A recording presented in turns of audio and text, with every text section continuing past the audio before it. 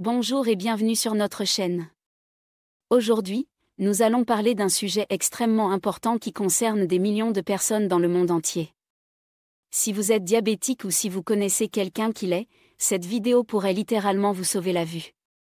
Nous allons découvrir ensemble la rétinopathie diabétique, cette complication redoutable du diabète qui s'attaque silencieusement à vos yeux et peut conduire à la cécité totale si elle n'est pas détectée à temps. Imaginez un instant perdre progressivement votre vision sans même vous en rendre compte. C'est exactement ce qui se passe avec la rétinopathie diabétique. Cette maladie s'installe sournoisement, sans symptômes apparents au début, et quand les premiers signes se manifestent, il est souvent déjà trop tard pour inverser complètement les dégâts. C'est pourquoi on l'appelle le danger silencieux. Chaque année, des milliers de personnes perdent partiellement ou totalement la vue à cause de cette complication du diabète. Pourtant, dans la majorité des cas, cette cécité aurait pu être évitée avec un dépistage précoce et un traitement approprié. C'est exactement pour cette raison que nous avons créé cette vidéo aujourd'hui. Au cours des prochaines minutes, nous allons explorer ensemble tous les aspects de cette maladie. Nous découvrirons ce qu'elle est exactement, comment elle se développe dans votre organisme, quels sont les facteurs de risque qui augmentent vos chances de la développer, et surtout, comment la reconnaître avant qu'il ne soit trop tard. Nous parlerons également des traitements disponibles et des mesures préventives que vous pouvez prendre dès aujourd'hui pour protéger votre vision. 1. Qu'est-ce que la rétinopathie diabétique ? Pour comprendre la rétinopathie diabétique, nous devons d'abord comprendre ce qu'est la rétine et pourquoi elle est si importante pour notre vision. La rétine est cette fine membrane qui tapisse le fond de votre œil, comparable à la pellicule d'un appareil photo. Elle contient des millions de cellules sensibles à la lumière qui captent les images et les transforment en signaux électriques envoyés au cerveau via le nerf optique. Cette rétine est nourrie par un réseau complexe de vaisseaux sanguins extrêmement fins et délicats. Ces vaisseaux apportent l'oxygène et les nutriments essentiels au bon fonctionnement des cellules rétiniennes. Maintenant, imaginez ce qui se passe quand le diabète entre en jeu. Le diabète provoque une élévation chronique du taux de sucre dans le sang, ce qu'on appelle l'hyperglycémie. Cette hyperglycémie prolongée agit comme un véritable poison sur les vaisseaux sanguins de tout votre organisme, mais particulièrement sur ceux de la rétine qui sont parmi les plus fragiles du corps humain. L'excès de sucre dans le sang endommage progressivement les parois de ces minuscules vaisseaux. Ils deviennent plus fragiles, plus perméables, et commencent à laisser échapper du sang et d'autres fluides dans la rétine. C'est exactement comme si vous aviez des fuites dans la tuyauterie de votre maison, sauf que là, c'est dans vos yeux que ça se passe. Au début, ces micro-hémorragies sont si petites qu'elles passent complètement inaperçues. Vous ne ressentez aucune douleur, aucune gêne, votre vision semble parfaitement normale. C'est là tout le piège de cette maladie. Elle progresse dans l'ombre, détruisant petit à petit votre rétine sans que vous vous en rendiez compte. Avec le temps, si le diabète n'est pas correctement contrôlé, les dégâts s'accumulent. Les vaisseaux sanguins peuvent se boucher complètement, privant certaines zones de la rétine d'oxygène et de nutriments. En réaction, votre organisme tente de compenser en créant de nouveaux vaisseaux sanguins, mais ces vaisseaux de substitution sont anormaux, fragiles et ont tendance à saigner facilement. 2. Les différents stades de la maladie. La rétinopathie diabétique ne se développe pas du jour au lendemain. Elle évolue selon plusieurs stades bien distincts, chacun avec ses propres caractéristiques et ses propres risques. Comprendre ces différents stades est crucial pour savoir à quel moment agir. Le premier stade est appelé rétinopathie diabétique non proliférante légère. À ce stade, les dommages sont encore minimes. On observe quelques micro-anévrismes, ces petites dilatations des vaisseaux sanguins qui ressemblent à de minuscules ballons. Ces micro-anévrismes peuvent occasionnellement laisser échapper un peu de sang, créant de petites taches rouges sur la rétine. Mais à ce stade, votre vision reste parfaitement normale et vous ne remarquez absolument rien. Le deuxième stade est la rétinopathie diabétique non proliférante modérée. Les dégâts commencent à s'accumuler. Les vaisseaux sanguins se bloquent de plus en plus, empêchant le sang de circuler normalement dans certaines parties de la rétine. Les hémorragies deviennent plus fréquentes et plus importantes. On peut également observer des exsudats, ces dépôts jaunâtres qui correspondent à des fuites de protéines et de graisses depuis les vaisseaux endommagés. Le troisième stade est la rétinopathie diabétique non proliférante sévère. À ce niveau, de nombreux vaisseaux sanguins sont bloqués, privant de larges zones de la rétine d'irrigation sanguine.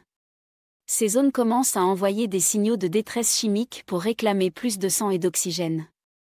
C'est à ce moment que la situation devient vraiment critique, car votre organisme va tenter de répondre à cet appel au secours. Le quatrième et dernier stade est la rétinopathie diabétique proliférante, le plus dangereux de tous.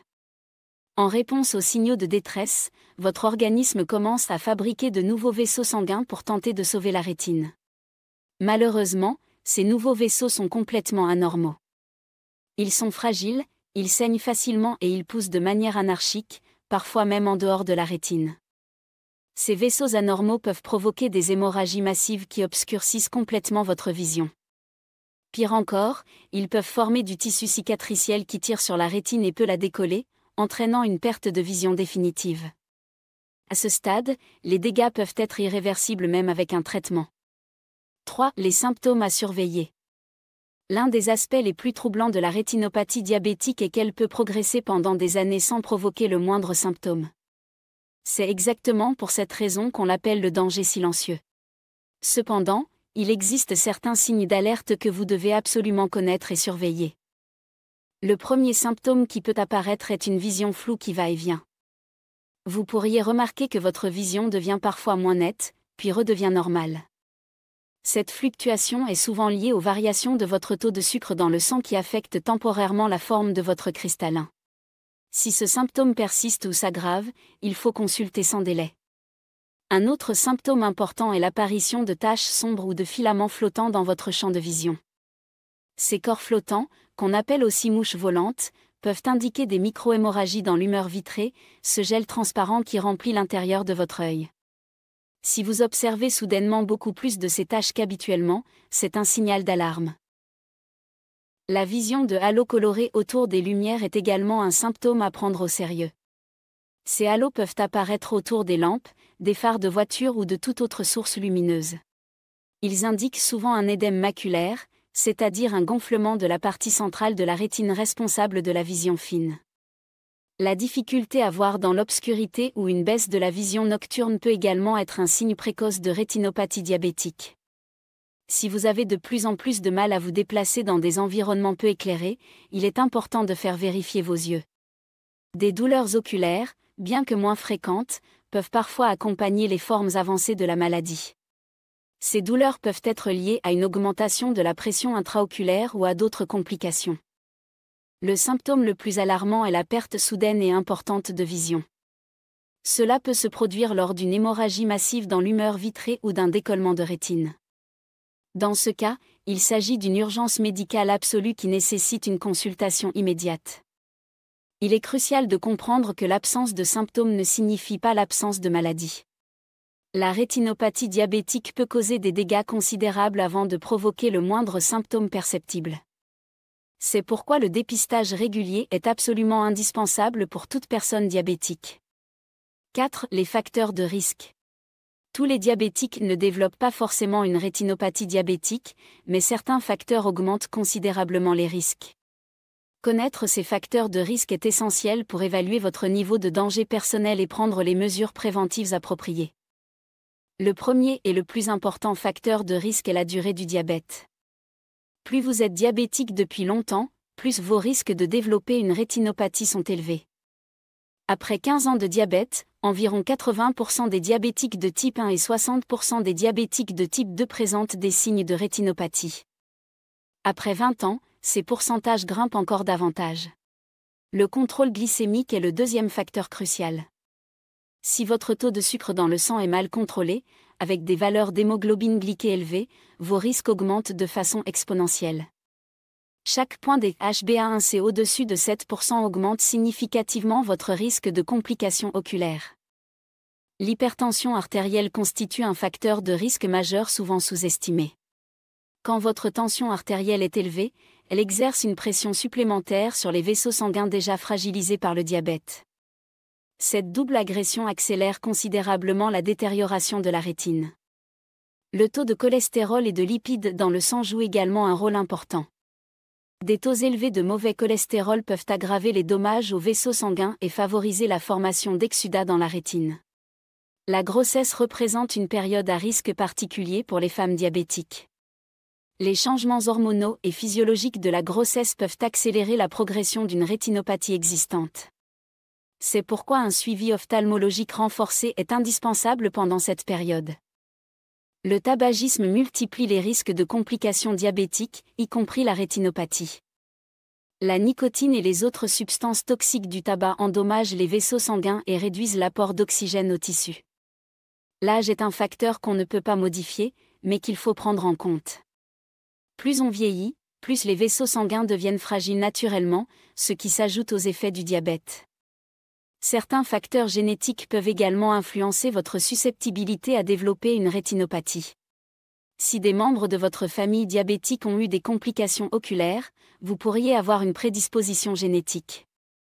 5. Le diagnostic et le dépistage. Le dépistage précoce de la rétinopathie diabétique est absolument crucial car il permet de détecter la maladie avant l'apparition des premiers symptômes, à un stade où les traitements sont encore très efficaces. Malheureusement, beaucoup de diabétiques négligent leurs examens ophtalmologiques réguliers, souvent parce qu'ils se sentent bien et n'ont aucun symptôme visuel. L'examen de référence pour dépister la rétinopathie diabétique est le fond d'œil. Cet examen permet au médecin ophtalmologiste d'observer directement votre rétine et d'identifier les premiers signes de la maladie. Pour réaliser cet examen, le médecin dilate vos pupilles avec des gouttes spéciales, puis examine votre rétine à l'aide d'instruments optiques spécialisés. La fréquence recommandée pour ces examens dépend de votre type de diabète et de votre niveau de risque. Pour les diabétiques de type 1, le premier examen doit avoir lieu dans les 5 ans suivant le diagnostic, puis annuellement.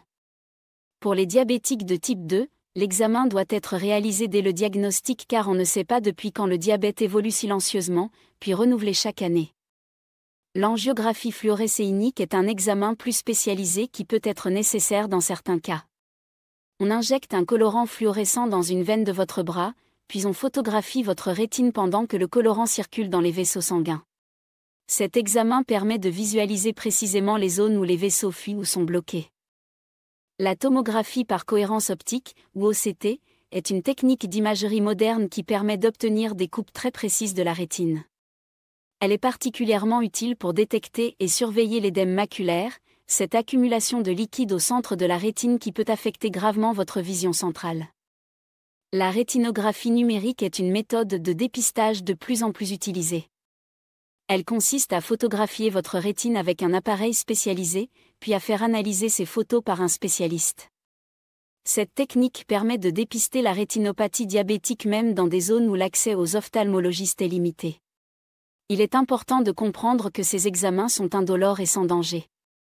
La dilatation des pupilles peut provoquer une vision floue et une sensibilité à la lumière pendant quelques heures, mais ces effets sont temporaires et disparaissent spontanément. 6. Les traitements disponibles. Heureusement, il existe aujourd'hui plusieurs traitements efficaces pour lutter contre la rétinopathie diabétique. Le choix du traitement dépend du stade de la maladie, de la localisation des lésions et de l'état général de votre santé. L'important est d'intervenir le plus tôt possible pour préserver au maximum votre vision. Le traitement de base, et le plus important de tous, consiste à contrôler rigoureusement votre diabète. Un contrôle glycémique optimal peut considérablement ralentir la progression de la rétinopathie et même permettre une amélioration dans certains cas. Cela implique une surveillance régulière de votre glycémie, une alimentation équilibrée, une activité physique adaptée et un traitement médicamenteux bien suivi. La photocoagulation au laser est l'un des traitements les plus utilisés et les plus efficaces. Cette technique consiste à diriger des faisceaux laser très précis sur les zones endommagées de la rétine. Le laser détruit les tissus malades et stoppe les fuites des vaisseaux sanguins. Il peut également être utilisé pour détruire les vaisseaux anormaux qui se forment dans la rétinopathie proliférante.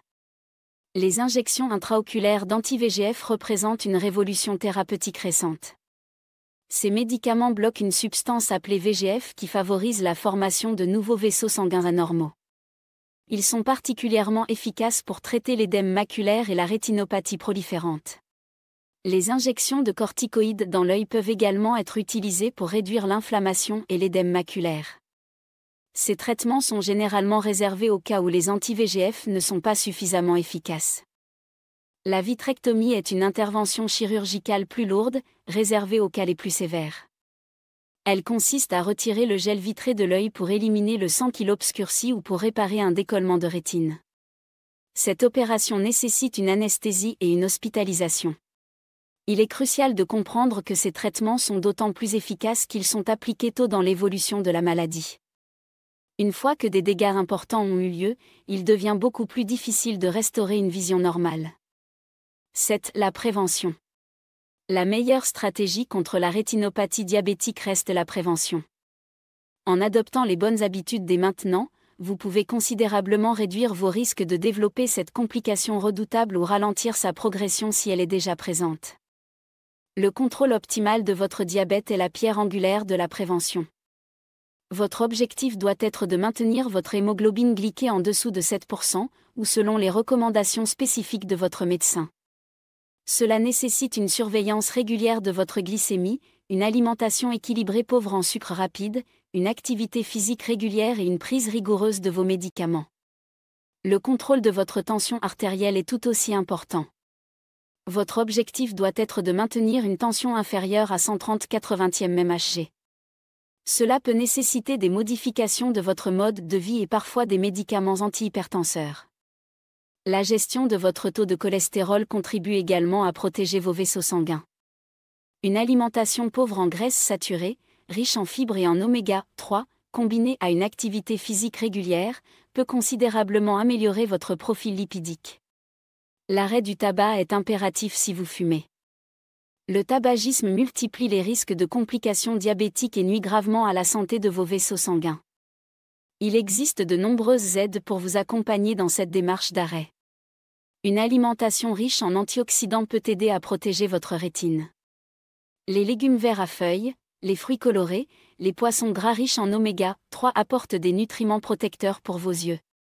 Le suivi médical régulier est indispensable. En plus de vos examens ophtalmologiques annuels, vous devez maintenir un suivi régulier avec votre médecin traitant et votre diabétologue pour ajuster votre traitement si nécessaire. Conclusion. La rétinopathie diabétique représente effectivement un danger silencieux majeur pour votre vision, mais c'est un danger contre lequel vous pouvez lutter efficacement. L'arme la plus puissante à votre disposition est la connaissance que vous venez d'acquérir aujourd'hui. Retenez bien que cette maladie évolue lentement et silencieusement pendant des années avant de provoquer des symptômes. Mais cette progression lente est aussi votre chance, car elle vous donne le temps d'agir si vous êtes vigilant.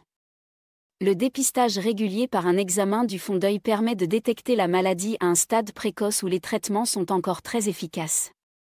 N'oubliez jamais que le meilleur traitement de la rétinopathie diabétique, c'est sa prévention. Un diabète bien contrôlé, une tension artérielle normale, un mode de vie sain et un suivi médical régulier peuvent considérablement réduire vos risques ou ralentir l'évolution de la maladie. Si vous êtes diabétique et que vous n'avez pas fait examiner vos yeux récemment, prenez rendez-vous dès demain avec un ophtalmologiste. Votre vision est précieuse et irremplaçable, ne prenez aucun risque avec elle. Nous espérons que cette vidéo vous aura été utile et qu'elle vous incitera à prendre soin de vos yeux.